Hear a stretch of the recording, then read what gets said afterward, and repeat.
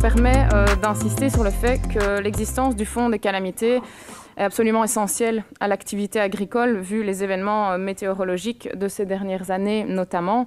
C'est une véritable bouffée d'air pour les exploitants agricoles, mais une bouffée d'air qui arrive malheureusement bien souvent très tard, malgré l'excellent travail, il faut le souligner, de l'administration qui doit faire face à un nombre de dossiers et de demandes très impressionnants.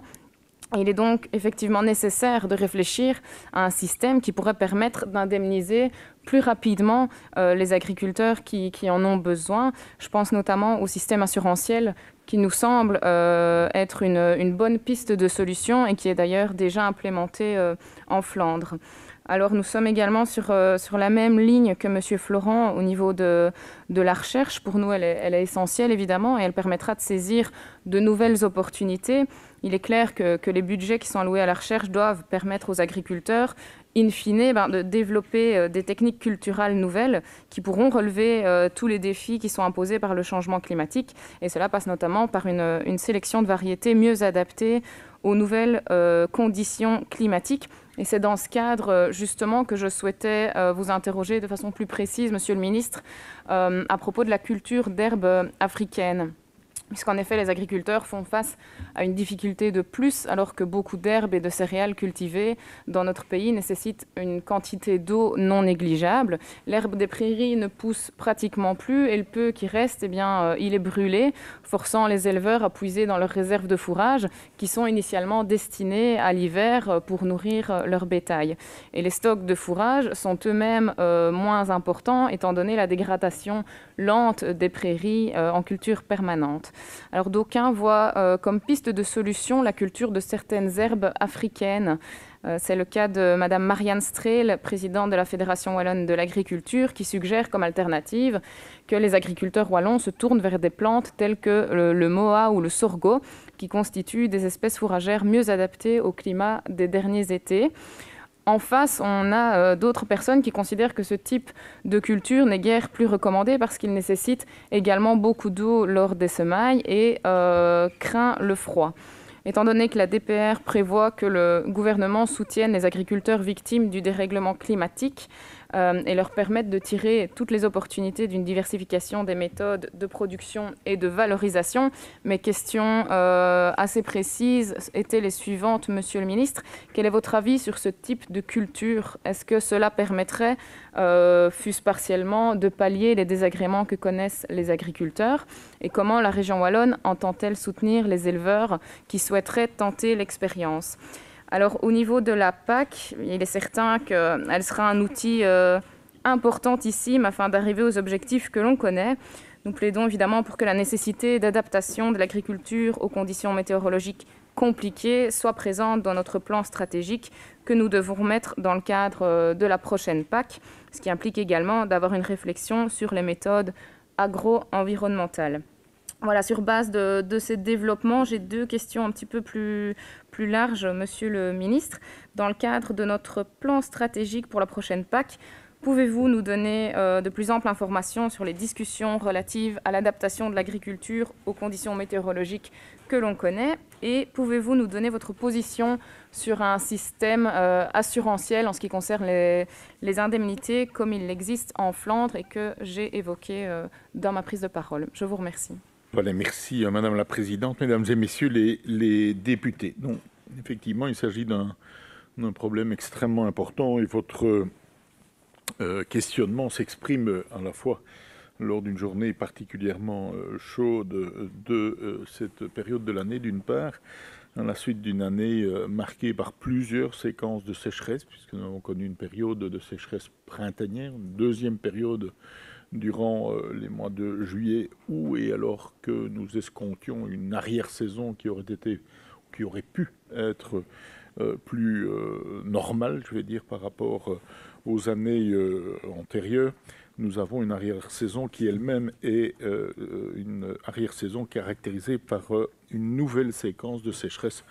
Donc une année extrêmement difficile pour les producteurs, pour les agriculteurs, mais aussi pour un certain nombre d'autres intervenants, horticulteurs, et pour toutes celles et ceux qui, comme vous, comme moi, sont préoccupés par cette évolution.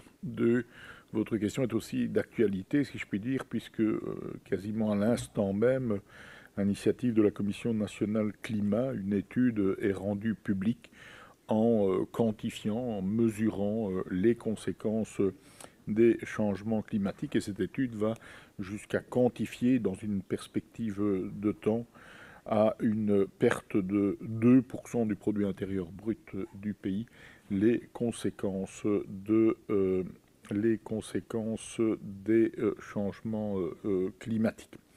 À cet égard, je voudrais indiquer que dans le droit fil de notre déclaration de politique régionale, différents membres du gouvernement sont mobilisés par ce dossier, par cette importante question, et notamment ma collègue Céline Tellier en charge de l'environnement et qui élabore plus transversalement un plan lié à la lutte contre la sécheresse.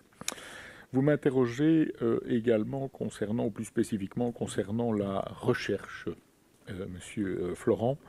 Et donc à cet égard, notons tout d'abord que le budget alloué à la recherche dans le secteur agricole varie d'année en année. Le dernier appel totalement finalisé en matière de recherche agricole a sélectionné 18 projets pour un montant total d'un peu plus de 9 819 000 engagés sur 2 années. L'ensemble des projets déposés doivent considérer la dimension changement climatique comme partie intégrante des critères d'évaluation et également donc des objectifs de ces dossiers de recherche. Les leviers d'action préventive pour faire face au réchauffement climatique sont de plusieurs ordres. On ne parle pas évidemment de l'action globale en matière de lutte contre le réchauffement climatique. Je parle bien sûr du dossier plus spécifique de l'agriculture à propos desquels vous m'interrogez.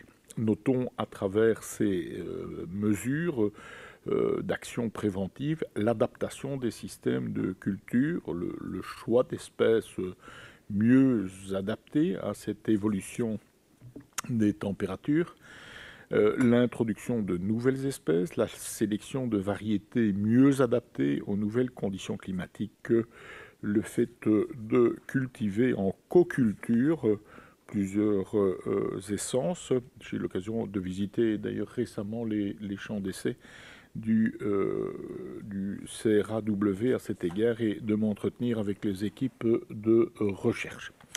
Notons également que les recherches doivent également porter sur l'occurrence des maladies, des prédateurs, des ravageurs, eu égard à l'évolution des changements climatiques, puisque ce volet est également un volet très important.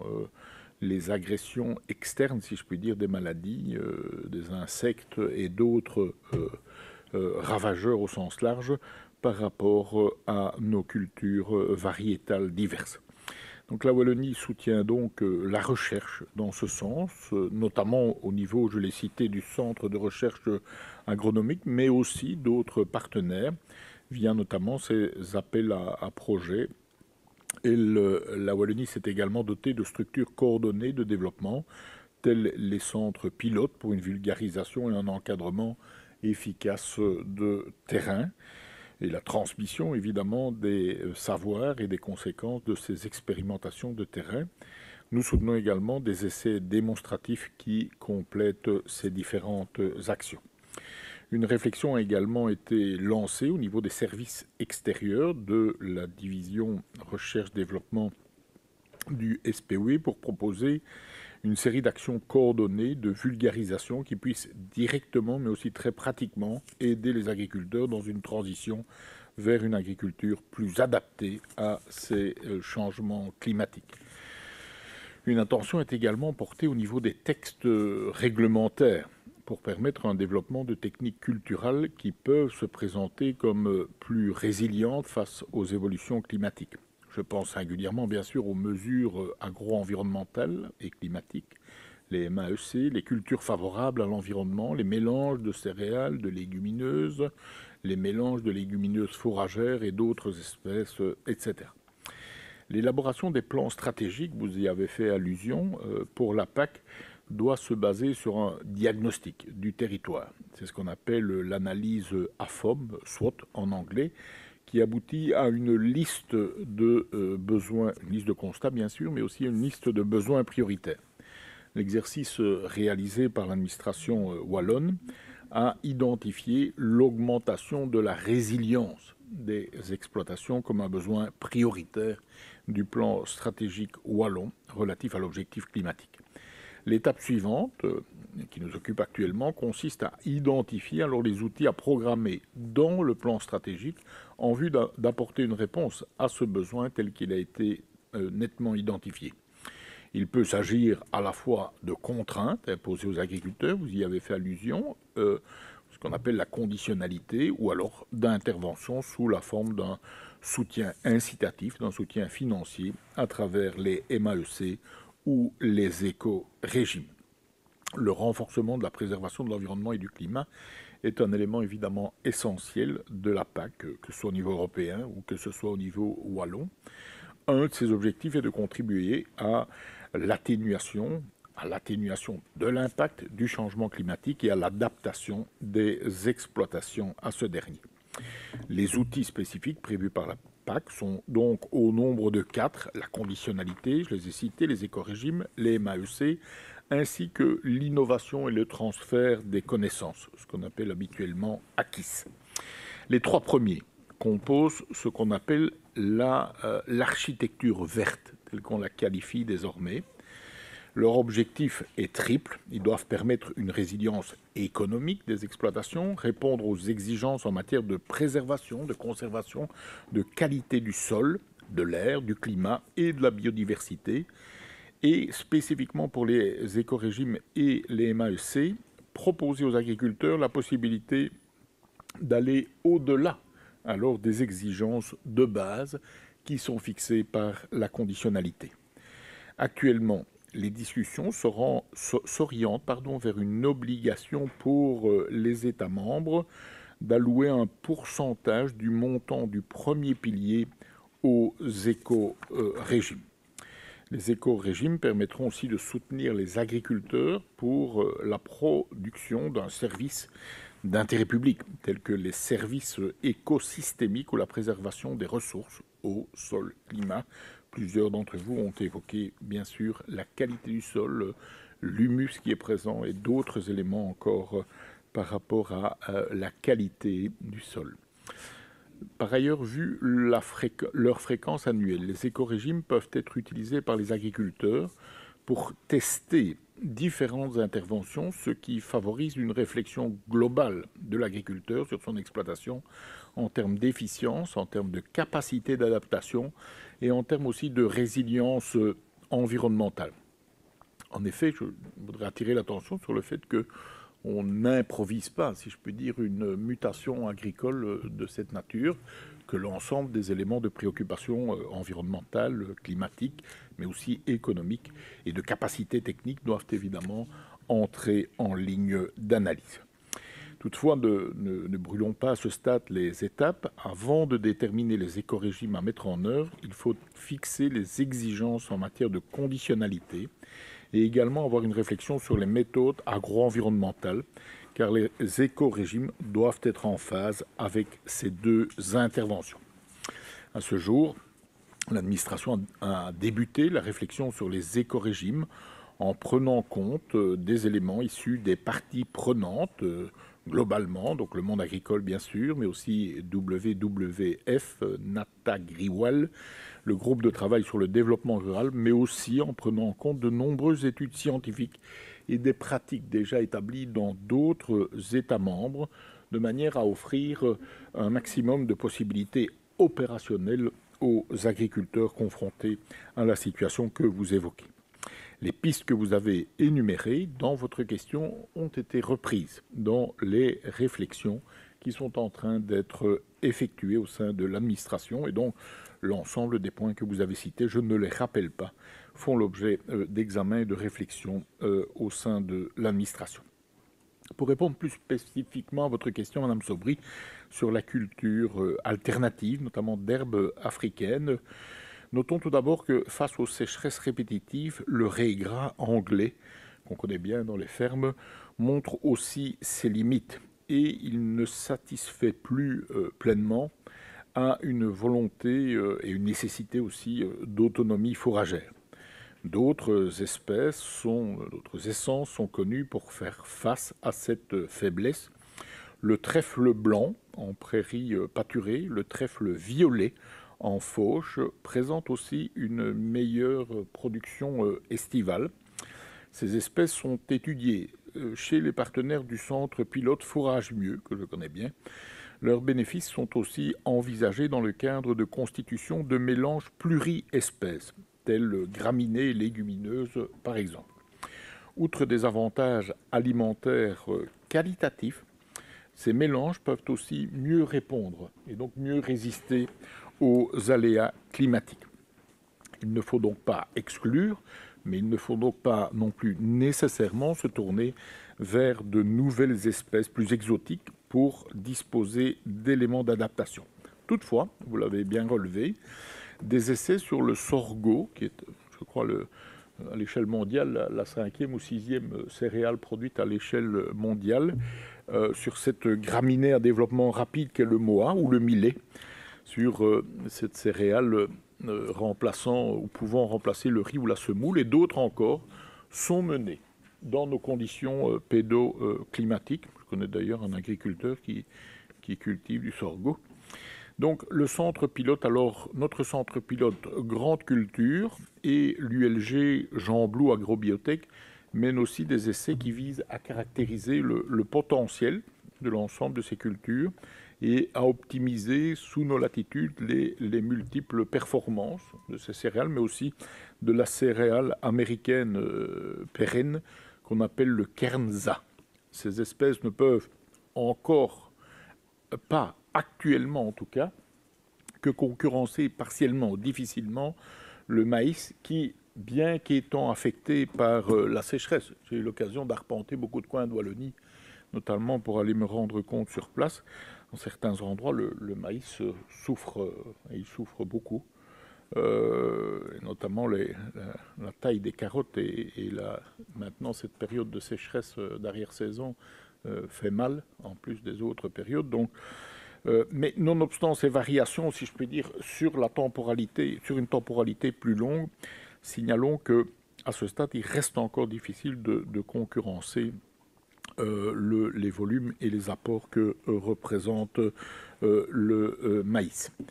Mais ces productions que je viens de citer, ces nouvelles productions sont intéressantes pour sécuriser les rendements fourragers, notamment sur certains sols, parce qu'un des éléments que j'ai observé en discutant avec bon nombre de nos amis agriculteurs, c'est une année où on constate des variations très fortes, surtout dans les cultures, suivant la nature du sol, mais suivant aussi le moment du semis, la combinaison de tout cela. J'ai rarement vu des années où les différences à l'intérieur d'une même exploitation ont été aussi grandes entre les productions, notamment céréalières.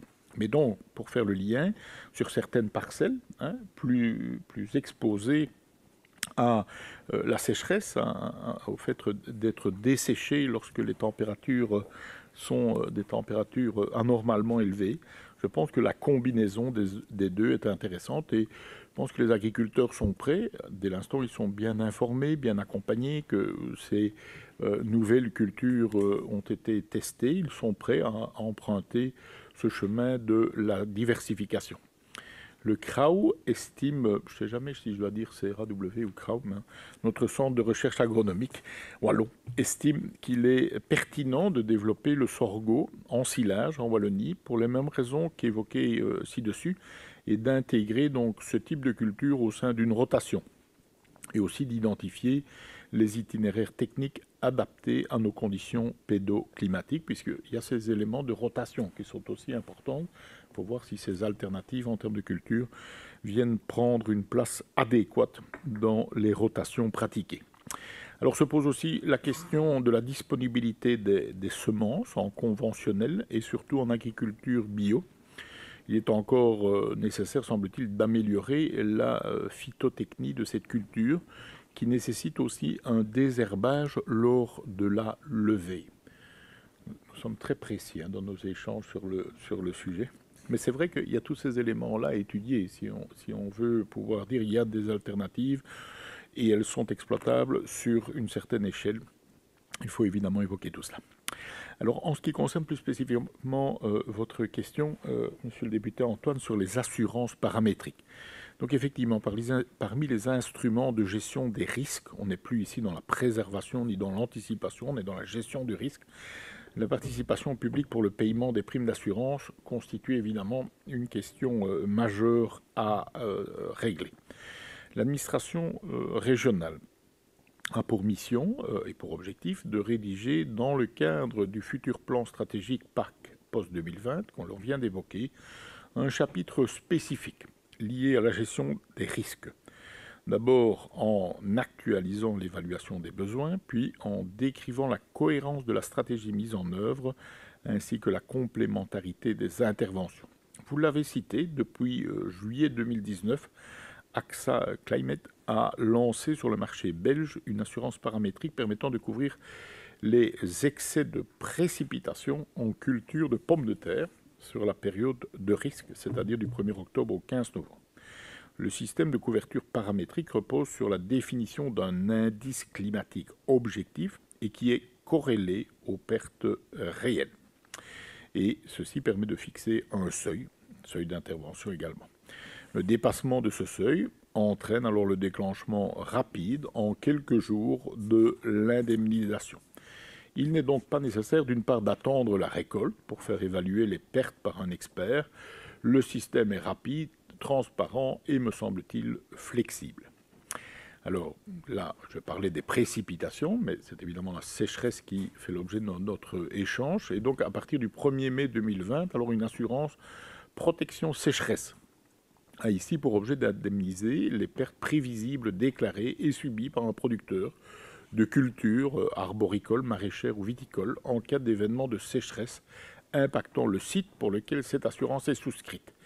Il est à noter que le démarrage de ces assurances paramétriques connaît un succès à ce stade très limité en Wallonie. Alors il y a aussi les assurances multirisques climatiques qui couvrent plusieurs risques comme la sécheresse, la grêle, le gel, les inondations, les excès d'eau, les coups de chaleur, le poids de la neige, quand il y en a, ou du givre. Les pertes, les gelées tardives, évidemment, sont des éléments pour certaines productions qui sont aussi impactantes. Donc les pertes sont évaluées soit sur la base d'une moyenne, soit par rapport au potentiel de production de la culture. Les assurances MRC, donc multirisques climatiques, interviennent sur un plus grand nombre de risques, mais elles nécessitent l'intervention d'un expert pour évaluer les pertes. Il n'y a donc pas cette automaticité que j'évoquais pour la couverture assurance monorisque, si je puis dire. C'est un soutien à ce type d'assurance qui est actuellement examiné par l'administration régionale. C'est également la voie choisie par la région flamande avec la mise en place, vous l'avez évoqué, si je ne m'abuse, du système de Bredeweersverzekering. À partir du 1er janvier 2020, je devrais dire depuis le 1er janvier 2020, le gouvernement flamand octroie donc une prime lors de la souscription d'une police d'assurance contre les intempéries reconnues dans le secteur agricole et horticole. L'intervention publique consiste en une subvention de 65% de la prime d'assurance annuelle. La Fédération wallonne de l'agriculture, dans son cahier de revendication, souhaite également un soutien public wallon à un système assurantiel de type MRC. Le système proposé par la FOI avec AXA n'est pas prévu avec une intervention publique dans le coût des primes d'assurance des agriculteurs, en tout cas dans l'état actuel du dossier. Comme vous le savez très vraisemblablement, il n'y a actuellement pas de base légale pour une indemnisation des pertes liées aux calamités agricoles via un système assurantiel. Il n'y en a pas, il faut en créer une, ce n'est pas un obstacle insurmontable. Ainsi, actuellement, seul le Fonds régional des calamités agricoles intervient pour venir en aide aux producteurs sinistrés par une calamité agricole. En ce qui concerne la mise en œuvre de ce dispositif, donc en lien avec les organisations agricoles, avec les dispositifs existants, avec les expertises qui sont aujourd'hui disponibles, nous avons mobilisé un agent qui a été, depuis ce mois de juillet, engagé au sein des calamités agricoles, qui va suivre la période de couverture des premières assurances qui existent, qui va aussi, avec nous, étudier la comparaison de l'ensemble des systèmes, de manière à ce que nous puissions alors, en dialogue bien sûr avec vous et avec les partenaires de majorité, prendre option sur tel ou tel autre système. Ce choix est un choix qui doit être bien pesé et sous-pesé, puisque est-ce qu'on couvre tous les aléas climatiques? Est-ce qu'on couvre plus que les aléas climatiques, en ayant aussi des aléas économiques par contre? Est-ce qu'on couvre uniquement certains aléas climatiques? Et quelle est la part d'intervention publique, sachant que ces interventions sont issues des budgets agricoles, et quelle est la projection que l'on peut faire du recours à cette couverture assurantielle? C'est l'ensemble de ces éléments, de paramètres qui font l'objet de concertation aujourd'hui, de manière à ce que nous puissions alors ensemble fixer une ligne qui, je l'espère, correspondra bien aux attentes du monde agricole et nous permettra de pouvoir avoir une réponse plus adaptée que celle qui existe aujourd'hui.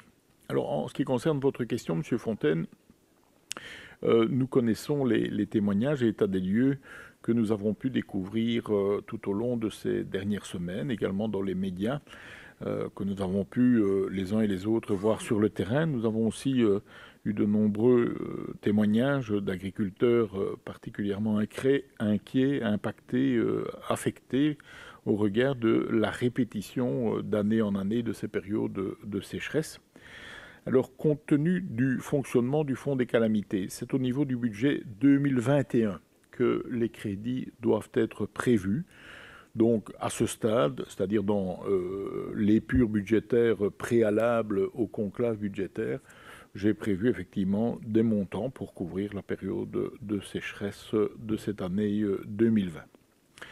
Alors, les montants définitifs, évidemment, ne pourront être connus que lorsque nous aurons alors les informations concernant l'ensemble des dégâts estimés, que par ailleurs nous aurons également l'information à propos des spéculations et des productions qui sont impactées au sens de notre législation régionale, et à partir du moment où l'avis de l'IRM sera connu concernant les paramètres à prendre en compte, les périodes également à prendre en compte.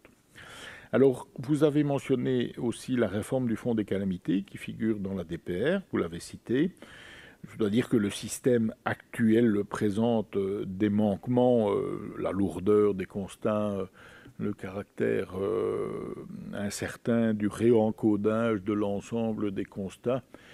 Pour avoir eu l'occasion d'en faire moi-même précédemment, je dois dire que bon, ce n'est pas toujours d'une grande simplicité. Coller à la diversité des situations n'est pas simple. Rassembler les informations, puisque les terres ne connaissent pas de limite communale entre communes voisines. Dans certains cas, c'est fait avec beaucoup de minutie, dans d'autres avec beaucoup d'approximation. Et donc, après, on doit rassembler tout ça, l'administration, etc., organiser le système de paiement. C'est quand même plus de 11 500 PV en 2018 qui ont été, lors de la dernière sécheresse, reconnus, établis. Donc, c'est un système qui doit évidemment évoluer.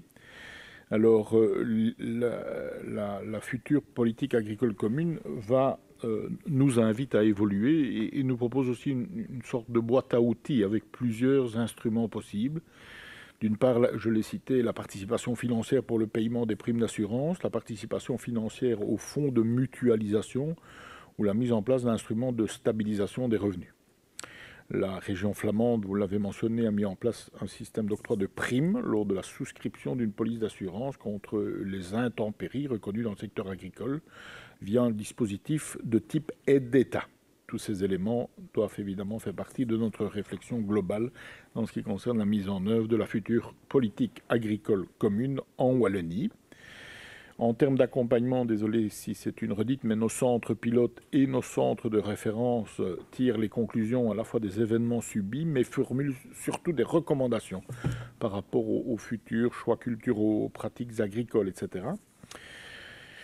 D'autre part, les investissements parallèles en ce qui concerne les zones d'ombre, en ce qui concerne les modifications des productions végétales, l'ensemble des actions destinées à préserver des zones humides, à l'utilisation rationnelle et parcimonieuse de l'eau, le recours à l'irrigation, tout ça fait l'objet de recherches des services que je viens de mentionner et d'un certain nombre d'autres. Par ailleurs, j'ai déjà évoqué la réflexion globale de ma collègue concernant un plan sécheresse transversal qui a pour but évidemment de répondre aux phénomènes que nous observons et surtout de pouvoir prendre des actions très concrètes pour pouvoir nous en préserver.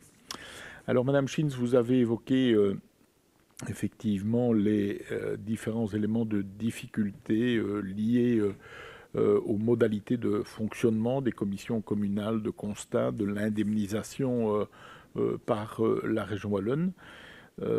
J'ai, comme vous l'avez observé, effectivement rappelé aux communes, aux bourgmestres, aux échevins de l'agriculture que il convient d'établir les fameux constats qui sont le point de départ de la procédure administrative d'indemnisation. Lorsque d'ailleurs la commune n'a pas pris l'initiative, et si besoin, je crois que l'immense majorité des communes, je n'en ai pas fait le recensement, mais l'immense majorité des communes concernées par ces périodes de sécheresse ont fait le nécessaire. Mais en toute hypothèse, et vous me donnez l'occasion de le rappeler, l'agriculteur peut, si la commune n'a pas agi d'initiative, lui-même saisir sa commune pour lui demander d'établir les constats de dégâts que je viens de mentionner. Et la commune a alors 10 jours pour convoquer la commission de constat, 10 jours à partir de la réception de la demande qui lui aurait été adressée par un agriculteur ou un producteur, 10 jours visant à constater officiellement le dommage. Alors, sur base d'un rapport fourni par les services extérieurs de la direction de la recherche et du développement, à quelques exceptions près dans des zones plus urbaines évidemment, aujourd'hui on m'indique que toutes les communes se sont activées. Donc on est vraiment dans un schéma où évidemment chacun s'est mobilisé au niveau local. Un grand nombre de communes sont encore au stade du premier constat, puisque vous savez qu'il y a 2 constats qui doivent être établis, tandis que un certain nombre de communes ont déjà établi et transmis le 2e constat pour valider, si je puis dire, la perte enregistrée pendant la période concernée. Il est trop tôt puisque je dois disposer de plus de constats pour pouvoir établir un pourcentage transversal de pertes, puisque au-delà des observations que nous avons pu les uns et les autres faire sur le terrain, il faut évidemment rassembler tout ça et examiner les différentes régions culturelles que M. le député Antoine a citées tout à l'heure. Alors, en ce qui concerne le délai des indemnisations, je souhaite évidemment raccourcir ce délai, puisque on a l'expérience de la calamité 2018, même si ce processus s'est déroulé sur 2 législatures et que nous avons repris le dossier à l'installation de ce gouvernement. Donc autant la phase de liquidation dès le moment où les dossiers ont été validés est rapide, autant il y avait d'une part un processus jusqu'à la transmission de la proposition d'indemnisation qui a été long d'une part, et d'autre part trop d'erreurs administratives dans les encodages, dans les identifications des exploitations, ayant conduit à un nombre trop élevé de réclamations. Et donc, puisqu'on a hérité de ce dossier en cours de chemin, on intègre bien l'ensemble des renseignements de manière à pouvoir alors, dans le respect de la procédure actuelle, veiller à ce que la reconnaissance de la sécheresse 2020, j'emploie encore le conditionnel évidemment, puisse alors s'organiser dans des conditions qui soient des conditions plus rapides, et bien sûr que la liquidation puisse se faire également de façon accélérée. Alors, en ce qui concerne votre question, Monsieur Nemes, sur le plan de gestion de l'eau, je dois également vous inviter à vous référer à la réponse plus complète qui a été donnée par la ministre de l'Environnement, si je ne m'abuse, à une question de Madame la députée Caroline Cassard, qui l'a interrogée précisément sur le sujet. Les outils de gestion des risques, je viens de l'évoquer, donc une grande partie des services sont mobilisés aujourd'hui pour clôturer les dossiers calamités 2018, tout en étant impliqués dans la préparation, dans la collation, dans le rassemblement des informations et des dossiers établis par les commissions communales de constat pour cette période 2020. J'insiste aussi sur le fait que nos agents des services extérieurs, que je remercie vivement pour leur disponibilité, sont actuellement sollicités par les communes et sont évidemment toujours disponibles pour les agriculteurs, pour les accompagner, les informer et les aider par rapport à ces procédures, singulièrement pour celles et ceux qui seraient moins familiarisés avec les procédures ou avec les outils informatiques. Par ailleurs, j'ai évoqué le futur avec ce système assurantiel qui est repris dans la DPR et à propos duquel un développement expérimental à l'initiative de la Fédération wallonne de l'agriculture est en cours avec l'opérateur AXA. Il nous semble par ailleurs utile de tirer un bilan à la fin de la campagne 2020 pour voir quels seront les intérêts, la satisfaction, les conclusions à tirer de cette période pour les agriculteurs qui ont eu recours à cette couverture de risque. Nous avons, avec mes services, eu des contacts avec les organisations agricoles, singulièrement la FOA à cet égard. Et dès le moment où les expériences de ces premières couvertures sont positives et dès le moment où la couverture est, si je puis dire, efficace et où les organisations agricoles elles-mêmes marquent un intérêt quant à l'élargissement et à, si je puis dire, l'institutionnalisation du dispositif, nous aurons l'occasion de bien calibrer alors à la fois l'ampleur de la couverture, mais aussi l'intervention régionale dans les primes d'assurance. Enfin, en ce qui concerne l'utilisation des produits phytosanitaires, je dois vous indiquer que je suis vraiment à disposition, peut-être si vous le souhaitez, pour pouvoir répondre de façon très très circonstanciée à ce dossier-là, même si pour l'essentiel, il s'agit de la compétence de ma collègue, la ministre en charge de l'environnement, même si j'ai évoqué la qualité des sols à travers à la fois les apports d'intrants, à travers les techniques culturales, à travers d'autres éléments et bien sûr un élément de priorité dans l'ensemble de l'action, si je puis dire sécheresse, mais aussi pérennité agricole, agriculture durable que nous souhaitons évidemment porter. Voilà, Madame la Présidente, un grand tour d'horizon. J'espère ne pas avoir manqué trop d'éléments de votre questionnement. Si ça devait être le cas, je suis évidemment à votre disposition. Merci. Merci, je vais essayer d'être plus bref et je ne vais pas revenir sur les aspects généraux en ce qui concerne le fonds de calamité, le système assurantiel qu'on connaît en Flandre, la recherche ou la PAC. J'ai eu l'occasion d'exprimer les priorités de mon groupe dans ma précédente prise de parole et je vois à votre réponse, Monsieur le Ministre, que vous êtes également sensible à ces priorités. En ce qui concerne mes questions particulières, c'est vrai que chaque production, chaque type de céréales a évidemment ses avantages et ses inconvénients. C'est d'ailleurs pour ça que dans ma question, j'ai pris soin d'évoquer à la fois l'avis de ceux qui, comme Marianne Strey, voient l'opportunité de cultiver certaines nouvelles productions et l'avis de ceux qui pointent plutôt les aspects négatifs. Quoi qu'il en soit, j'ai cité l'exemple du Moa et du sorgho, vous m'en avez cité plusieurs autres, mais je pense qu'il est important évidemment de se poser ce type de questions et d'envisager toutes les alternatives et pistes de solutions possibles. Alors effectivement, ça nécessite d'être relativement précis et exhaustif parce que c'est une situation complexe, c'est une problématique complexe de laquelle on doit considérer toutes les composantes si on veut pouvoir y apporter une réponse efficace.